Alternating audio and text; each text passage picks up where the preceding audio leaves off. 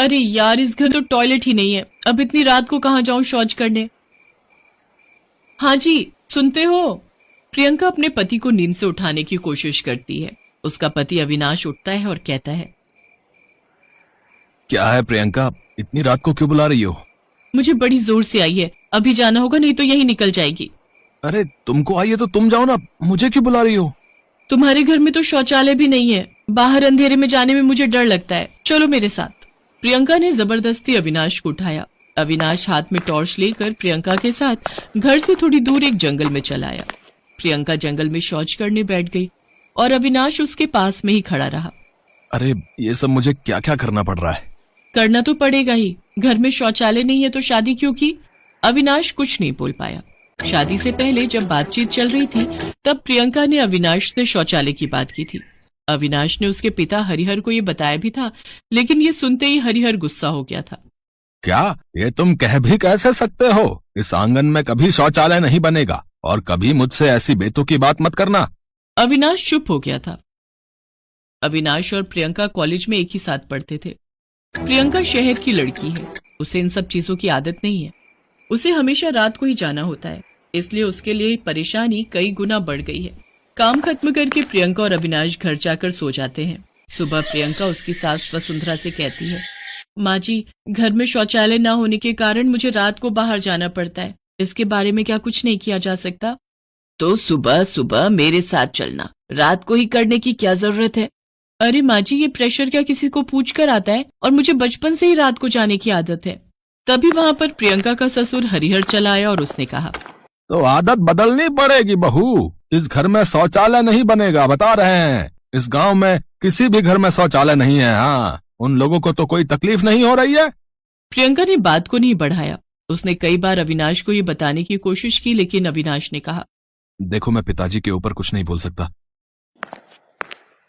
प्रियंका का दिल टूट गया।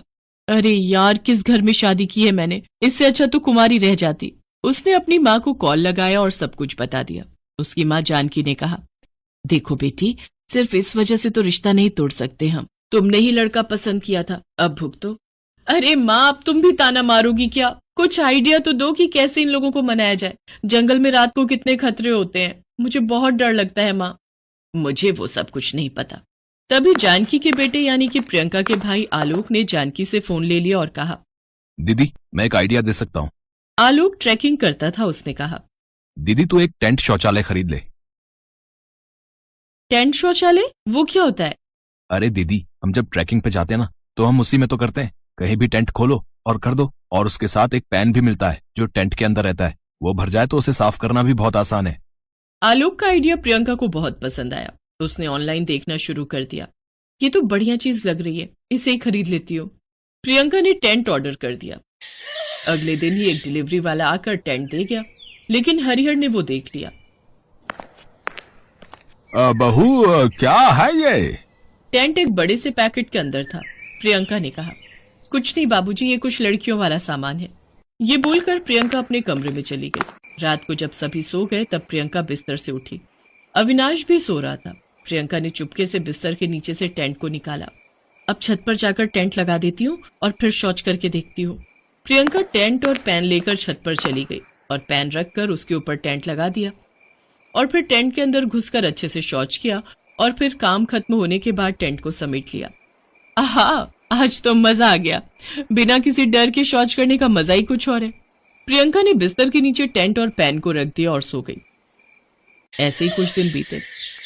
प्रियंका हर रात छत पर जाती और टेंट खोलकर पैन में शौच करती और टेंट समेट कर नीचे चली आती। एक दिन अविनाश ने उससे कहा, क्या बात है प्रियंका, बहुत दिन हो गए तुम रात को शौच करने नहीं गई, मुझे बुलाया नहीं, क्या बात है? कुछ नहीं जी, मुझे रात को नहीं आती आजकल। वाह, यही आदत तो डालनी थी। आज मैं बहुत खुश हूँ तुमसे। प्रियंका अपने मन में ही मुस्कुराने लगी, लेकिन उसी दिन रात को सब कुछ बिगड़ गया। प्रियंका टेंट लेकर छत पर गई और टेंट उसके हाथ से वो छत पर गिर गया। टेंट के गिरने से थोड़ी आवाज हुई। अरे बाप रे, हाथ से फिसल गया ये टेंट। क्या करूं, वापस चली जाऊं क्या? नहीं, अभी तो सभी घोड़े बेचकर सो रहे हैं, थोड़ी सी आवाज सुनकर कौन छत पर आएगा। लेकिन उस आवाज से हरिहर की नींद टूट गई। अरे छत पर ये कैसी आवाज है? चोर वोर का चक्कर तो नहीं है? हरिहर सीढ़ियों से छत पर गया और देखा कि प्रियंका टेंट के अंदर घुस रही है। बहू, तुम यहाँ क्या कर रही हो? इतनी रात को ये टेंट क्यों लगा रही हो छत पर? प्रियंका डर गई। वो कुछ बोल नहीं पाई। हरिहर ने टेंट के अंदर शौच करने वाला पैन देख लिया और वो बहुत गुस्सा हो गया। ये क्या, तुम टेंट लगाकर शौच करती हो, वो भी छत पर? तुम्हारी हिम्मत कैसे हुई ये करने की? चिल्लाने की आवाज सुनकर अविनाश और वसुंधरा भी चले आए। नहीं बाबूजी, आप जैसा सोच रहे हैं वैसा कुछ नहीं है। असल में मुझे बाहर जाने में डर लगता है, और ये तो घर की औरतों की इज्जत का भी सवाल है ना। तुम कहना क्या चाहती हो? इस गांव की किसी भी औरत की इज्जत नहीं है। सुनो बहू, तुमने मेरी बात न मानकर बहुत बड़ी गलती कर दी है। अब इस घर में तुम्हारे लिए कोई जगह नहीं है। सुबह होते ही तुम अपने मायके चली जाना। प्रियंका रोने लगी, लेकिन कोई फायदा नहीं हुआ। वो अपने कमरे में जाकर कपड़े बैग में भरने लगी।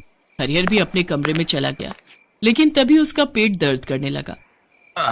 पेट में दर्द हो रहा है, लगता है मुझे शौच करने जाना होगा।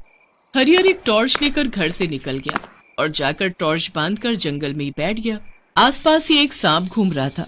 उसने हरिहर के पैर में काट लिया। बचाओ! अरे सांप ने काटा है मुझे। हरिहर चिल्लाने लगा। आवाज सुनकर वसुंधरा, प्रियंका और अविनाश वहां पहुंचे और हरिहर को अस्पताल ले गए। अस्पताल में हरिहर का इलाज किया गया और बहुत कोशिशों के बाद वो बच गया। रात को जंगल में क्या कर रहे थे आप, जो सांप ने काट लिया? शौच करने गया था डॉक्टर साहब। बाहर शौच करने जाते हैं आप लोग? ये तो बहुत ही गंदा काम करते हैं। बाहर शौच करना अच्छी बात नहीं है, उससे और भी बीमारियां होती हैं। यही तो समझाने की कोशिश कर रही थी मैं बाबूजी। तुम सही थी बहू। अब मुझे समझ में आ गया है कि घर में शौचालय की कितनी आवश्यकता है। कल से ही हमारे घर में शौचालय बनेगा। अगले ही दिन से घर में शौचालय बनना शुरू हो गया और कुछ ही दिनों में शौचालय बनकर तैयार हो गया। सभी बहुत खुश हुए। प्रियंका की खुशी का तो ठिकाना ही नहीं रहा। उन लोगों की देखा देखी गांव के सभी घरों में शौचालय बन गए और सभी शांति से शौच करने लगे। एयरपोर्ट के बाहर खड़ी रमा को समझ नहीं आ रहा था कि वो क्या करे और क्या ना करे। उसे तो पता ही नहीं था कि उसके साथ ऐसा भी हो सकता है। उसके पेट में 6 महीने का बच्चा पल रहा था। विलियम और उसकी पत्नी जो लंदन के रहने वाले थे, उन्होंने उसके पेट में पल रहे बच्चे को अपनाने से बिल्कुल इनकार कर दिया था। आई एम सॉरी रमा, हम इस बच्चे को नहीं अपना सकते। ये आप क्या कह रहे हैं सर? ये आपका बच्चा है। नहीं, ये हमारा बच्चा नहीं है। सर, इस तरह मुझे मझधार में मत छोड़िए। अगर मुझे इस तरह छोड़ दिया तो मैं गांव समाज में कैसे मुंह दिखाऊंगी? रमा की बातों को सुनकर विलियम की पत्नी डायना को गुस्सा आ गया। उसकी रिस्पॉन्सिबिलिटी हमारी नहीं है। वैसे भी हमने तुम्हें मनी तो दिए है ना, वो मामूली रकम नहीं है। पूरे 7 लाख रुपए हमने दिए हैं। हाँ, ये अलग बात है कि 15 लाख में ये डील हुई थी कि तुम हमारा बच्चा पैदा करोगी, लेकिन अब वो बच्चा हमारे लायक ही नहीं तो हम उसे कैसे एक्सेप्ट कर ले और पूरी रकम तुम्हें क्यों दें? रमा रोती रही, गिड़गिड़ाती रही, लेकिन विलियम और उसकी पत्नी ने रमा की एक नहीं सुनी। विलियम, अब चलो, हमारी फ्लाइट छूट जाएगी। विलियम और उसकी पत्नी डायना फिर से अपने मुल्क वापस लौट गए। असल में विलियम और डायना की शादी को कई साल हो गए थे, इसलिए उन्हें सरोगेट मदर की तलाश थी जो अपनी कोख में उसके बच्चे को पाले। वे भारत घूमने आए हुए थे, तभी उनकी मुलाकात रमा से हुई थी। विलियम और डायना की रमा से ये मुलाकात उर्वशी, जो रमा की दोस्त थी, उसने करवाई थी। विलियम और डायना ने रमा से 14 लाख में ये डील की थी। डोंट वरी रमा, तुम्हें कुछ नहीं होगा। बस तुम्हें कुछ महीने अपने परिवार से दूर रहना होगा। जब तुम हमारा बच्चा पैदा कर दोगी तो हम उसे ले जाएंगे। किसी को कानो कान खबर भी नहीं होगी कि इस बीच तुम माँ भी बनी और हमारे बच्चे को जन्म भी दिया। रमा अभी भी उधेड़बुन में थी। वो एक बहुत बड़ा डिसीजन लेने जा रही थी। उसने उर्वशी की ओर देखा, फिर विलियम और डायना द्वारा ब्रीफकेस में दिए 7 लाख रुपए को देखा और फिर कुछ सोचा और हामी भर दी। ठीक है, मैं बनूंगी आपके बच्चे की सरोगेट मदर। रमा के पेट में विलियम और डायना का बच्चा पलने लगा। शहर से दूर एक एकांत जगह में विलियम और डायना ने रमा के रहने का अरेंजमेंट भी कर दिया था। जब डॉक्टर से रमा का चेकअप करवाना होता तो विलियम और डायना ही उसे ले जाते। इस बीच 6 महीने बीत गए, लेकिन तभी एक दिन जब विलियम और डायना रमा को लेकर डॉक्टर के पास गए और हर बार की तरह डॉक्टर सविता ने रमा के कुछ टेस्ट किए और जब टेस्ट की रिपोर्ट आई तो ये आप क्या कह रही हैं डॉक्टर सविता? अभी तक तो सब सही था, फिर अचानक से ये कैसे हो गया? इसमें हम क्या कर सकते हैं मिस्टर विलियम? जांच की रिपोर्ट यही कह रही है कि बच्चे का मानसिक विकास ठीक से नहीं हो रहा है। जन्म लेने के बाद वो मेंटली चैलेंज्ड होगा। विलियम और डायना ने जब ये सुना तो उन्होंने रमा से बच्चे को अबॉर्ट करने के लिए कहा, लेकिन वो तैयार नहीं हुई। उसने जब विलियम और डायना के मुंह से उस बच्चे को गिराने के बारे में सुना तो उसे बहुत आश्चर्य हुआ कि कुछ दिनों पहले ये दोनों एक बच्चे के लिए मारे मारे फिर रहे थे और आज बच्चे की कमी के बारे में पता चलते ही उसे मारने के लिए कहने लगे। उसे उन दोनों का ये दोहरा रवैया पसंद नहीं आया। उसने उन दोनों को बहुत समझाने की कोशिश भी की, लेकिन वो अपने देश वापस लौट गए। ऐसी हालत में मैं क्या करूं, मुझे समझ नहीं आ रहा है। अब तो मेरे पास पैसे भी नहीं है जो मैं अपना और पेट में पल रहे इस बच्चे का ध्यान रखूं, ना ही मेरी कंडीशन ऐसी है कि मैं कोई काम कर सकूं। मुझे अपने गांव वापस लौटना पड़ेगा इस बच्चे की जान की खातिर। रमा अपने गांव जमालपुर वापस लौट आई और जब से वो गांव लौटी है उसके गांव में सिर्फ एक ही बात की चर्चा है कि वो गर्भवती है। लेकिन उसका गर्भवती होना सवालों के घेरे में था क्योंकि उसकी शादी नहीं हुई थी। पूरा गांव उस पर थू थू कर रहा था। जिधर देखो रमा के गर्भवती होने के चर्चे सबकी जुबान पर थे। सभी एक बिन ब्याही माँ की खबर चटकारे भरते हुए एक दूसरे से साझा कर रहे थे। घोर कलयुग इसे ही कहते हैं विमला। राम राम राम राम, मुझे तो बोलते ही शर्म आती है कि कुंवारी लड़की माँ बनने जा रही है। अरे बोलने में कैसी शर्म, शर्म तो उन्हें आनी चाहिए जिन्होंने ऐसा काम किया है। मैं तो सरपंच जी से बात करने वाली हूँ। ऐसी कुलक्षणी लड़की का हमारे गांव में क्या काम। सही कह रही हो, उस रमा को देखकर कहीं हमारी बहू बेटियों पर बुरा असर ना पड़ जाए। मैं तो पंचायत में साफ कह दूंगी कि उसे गांव से निकाल दिया जाए। दूसरी ओर रमा के घर में भी कोहराम मचा हुआ था। उसके माता पिता का रो रो कर बुरा हाल था। शर्म के मारे वो घर के बाहर भी नहीं निकल पा रहे थे। ना तो रमा की माता उसे ठीक से बात कर रही थी और ना ही पिता। वो चुपचाप एक कमरे में उदास सी बैठी रहती और आंसू बहाती। बार बार उसे घर और समाज दोनों द्वारा ये एहसास कराया जा रहा था कि उसने बहुत बड़ी गलती की है। एक दिन की बात है, उसके पिता कर्मवीर चौधरी गुस्से में चिल्लाते हुए घर में आए और अपनी पत्नी रमिया से कहा, पता नहीं हमारे किन पापों की सजा हमें मिल रही है। हमें पता होता कि रमा बड़ी होकर कुछ ऐसे गुल खिलाने वाली है तो मैं तो पैदा होते ही उसका गला घोंट देता। अरे आप इतना गुस्सा मत करिए, अभी अभी आपका दिल का इतना बड़ा ऑपरेशन हुआ है। मैं बिना ऑपरेशन के मर जाता तो ठीक रहता। मुझे इस तरह की शर्मिंदगी वाली जिंदगी तो नहीं जीनी पड़ती। आप तो पंचायत में गए थे ना आज, वहाँ क्या हुआ? होना क्या है, उन्होंने हमें गांव छोड़कर जाने को कहा है। अरे हम कहाँ जाएंगे गांव छोड़कर, है? यहीं जन्म लिया यहीं मरेंगे। हमारे बाप दादों ने भी यहीं जन्म लिया और यहीं उनको आग नसीब हुई। वे दोनों बातें कर ही रहे थे कि रमा उनके पास आई और बोली, बाबा आप लोग क्यों जाएंगे? गलती मैंने की है, पाप मैंने किया है, तो मैं ही चली जाती हूँ इस घर को छोड़कर। लेकिन बेटी तुमने इतना बड़ा पाप क्यों किया? तुम तो कुछ करके हमारी मदद करना चाहती थी, लेकिन हमें नहीं पता था कि तुम ऐसा कुछ करोगी और मदद के बदले हमें मुसीबत और बेइज्जती के कुएं में ढकेल दोगी। बोलो क्यों किया ऐसा? बोलो, बोलती क्यों नहीं?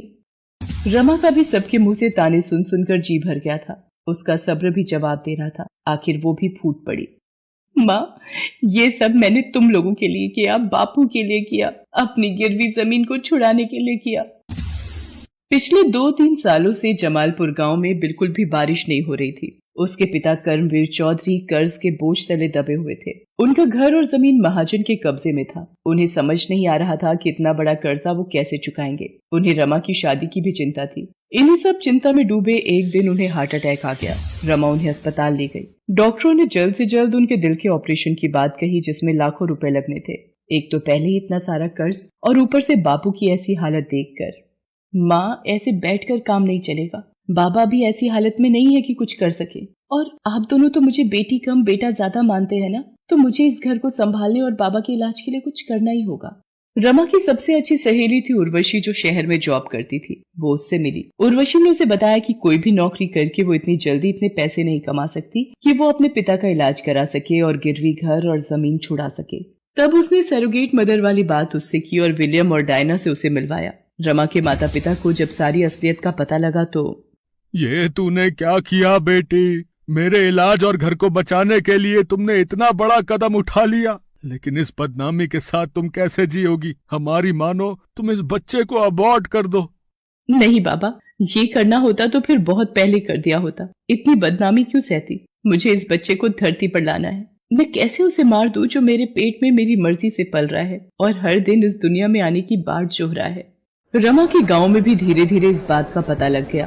सभी एक बेटी के इस त्याग पर उसकी भूरी भूरी प्रशंसा करने लगे। दूसरी ओर वो उन अंग्रेजों को भला बुरा भी कहते। 9 महीने बाद रमा ने एक बच्चे को जन्म दिया। हालांकि वो बच्चा बिल्कुल नॉर्मल था। जब नर्स ने उस बच्चे को रमा की गोद में रखा और जब वो रो रहा था, अहले ले क्यों रो रहे हो? माँ है ना तुम्हारे पास, माँ तुम्हें कभी नहीं रोने देगी, कभी नहीं। रमा का बच्चा बिल्कुल नॉर्मल था। डॉक्टरों की गलत रिपोर्ट के कारण ऐसी स्थिति बनी थी और उसी रिपोर्ट के कारण विलियम और डायना इस बच्चे को छोड़कर भाग गए थे। लेकिन रमा तो नॉर्मल या एबनॉर्मल किसी भी बच्चे के लिए तैयार थी, क्योंकि माँ तो माँ ही होती है, चाहे वो रियल हो या सैरोगेट।